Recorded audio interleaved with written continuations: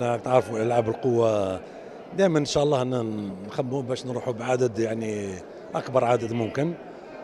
كما تعرفوا كلكم، أو عندنا دوك ثلاثه متاهلين، ومازلنا زاد دخل جواند وكلكم شفتوا واش دار الاسبوع اللي فات في ليفان في فرنسا، دقيقة 45 35 هي حاجة يعني.